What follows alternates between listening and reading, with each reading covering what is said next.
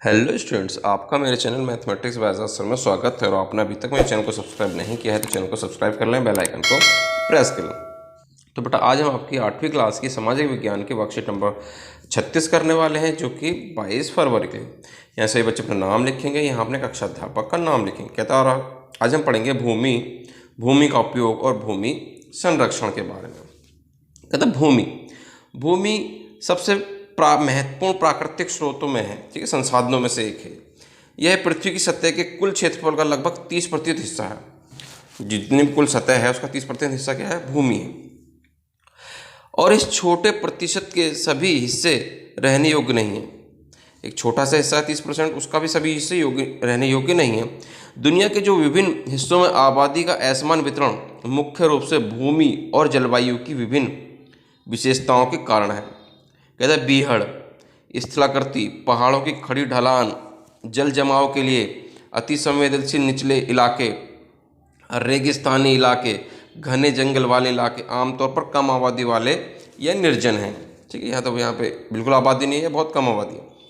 मैदान और नदी घाटियाँ कृषि के लिए उपयुक्त भूमि प्रदान करते हैं। मैदान और जो नदी घाटियाँ होती हैं वही कृषि के लिए उपयुक्त भूमि देते हैं बेटा। ठीक है, भूमि का उपयोग में देखिए कि विभिन्न उद्देश्यों जैसे कृषि, वानिकी, खनन, भवन निर्माण, सड़कों और उद्योगों की स्थापना के लिए किया जाता है। ठीक है, कृषि, वानिकी, खनन, भवन निर्माण, सड़कों के उद्योग के लिए, सड़कों और उद्योग की स्थापना के लिए किया जाता है इसका उपयोग जो है।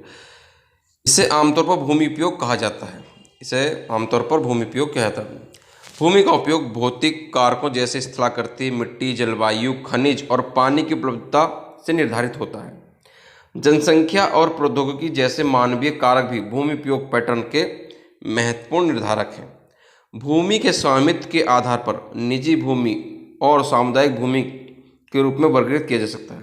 निजी भूमि व्यक्तित्व के स्वामित्व में हो जाती है। जो निजी भूमि होती है उसका एक पर्सनल व्यक्ति होता है, एक ही बंदा होता है। ठीक है, जबकि सामुदायिक भूमि आम समुदाय के लिए चारा, फल, नट या औषधीय जड़ी बूटियों के संग्रह के रूप में उपयोग किया जाता है। इन सामुदायिक भूमि को आम संपत्ति भी कहा जाता है।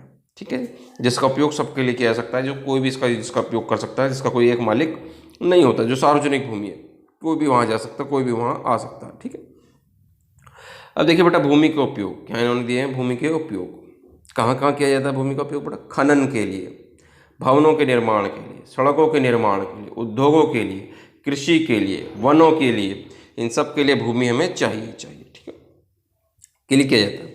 लोग और उनकी मांग बढ़ रही है, लोगों की संख्या और उनकी मांगें बढ़ रही हैं, लेकिन भूमि की उपलब्धता सीमित है। भूमि क्या है जी? सीमित है। ठीक है, फिक्स है। भूमि की गुणवत्ता भी जगह जगह भिन्न होती है। लोगों ने वाणिज्यिक क्षेत्रों के निर्माण, शहरी क्षेत्रों में आवास परिसरों और ग्रामीण क्षेत्रों में कृषि भूमि के विस्तार के लिए आम भूमि का अतिक्रमण करना शुरू कर दिया है। आज भूमि उपयोग पैटर्न में व्यापक परिवर्तन भी हमारे समाज में सांस्कृतिक परिवर्तनों को दर्शाते हैं। कृषि और निर्माण गतिविधियों के आधार के कारण भूमि का क्षरण, भूस्खलन, मिट्टी का कटाव, मरुस्थलीकरण पर्यावरण के लिए बड़ा खतरा बनते जा रहे हैं। और अगर हम बेटा भूमि क्षरण की बात करें, भूमि संरक्षण की बात करें, तो बढ़ती जनसंख्या और उसकी बढ़ती मांग के कारण वन आवरण और भूमि और कृषि योग्य भूमि का बड़े पैमाने पर विनाश और इनसे प्राकृतिक संसाधन खत्म होने का डर लगा हुआ है। इसलिए भूमि की गिरावट की वर्तमान दर को रोकना होगा। वनों की कटाई, भूमि पुनर्ग्रहण, रासायनिक कीटनाशक और उर्वरकों का विनियमित उपयोग करना होगा और अंत्यवृष्टि पर जांच, भूमि संसाधनों के संरक्षण के लिए उपयोग किए जाने वाले कुछ सामान्य तरीके। ठीक है बेटा, तो कहता है हमारे लिए भूमि क्यों आवश्यक है? क्योंकि ये हमारे लिए बहुत सारी ज़रूरतों को पूरे करती है। तो देखिए इसका आंसर किस तरह से हमने दिया है। कहता है भवनों के निर्माण के लिए हमें भूमि चाहिए। सड़कों के लिए, यानी कि सड़कों के निर्माण के लिए भी हमें भूमि चाहिए। उद्योगों के लिए भी भूमि चाहिए। ठीक है, कृषि के लिए भी हमें भूमि चाहिए, वनों के लिए भी चाहिए, और हमारे लिए इन सभी चीज़ों के लिए भूमि आवश्यक है। ठीक है, अब देखते हैं दूसरा क्वेश्चन। कहता है भूमि क्षरण के किन्हीं दो कारणों को लिखिए। भूमि क्षरण के कोई 2 कारण हमें लिखने हैं।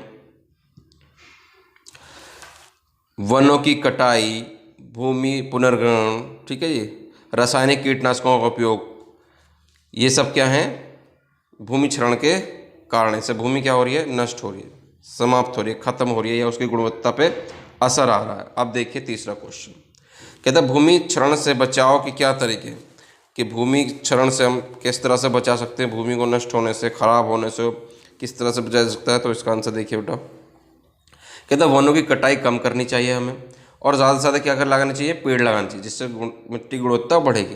कीटनाशकों का उपयोग भी हमें क्या करना चाहिए, कम से कम करना चाहिए। रासायनिक खाद यानी कि उर्वरकों का प्रयोग भी नहीं करना चाहिए, हमें बहुत ही कम करना चाहिए। हमें ग्रीन खाद यानी कि हरी खाद का ही उपयोग करना चाहिए।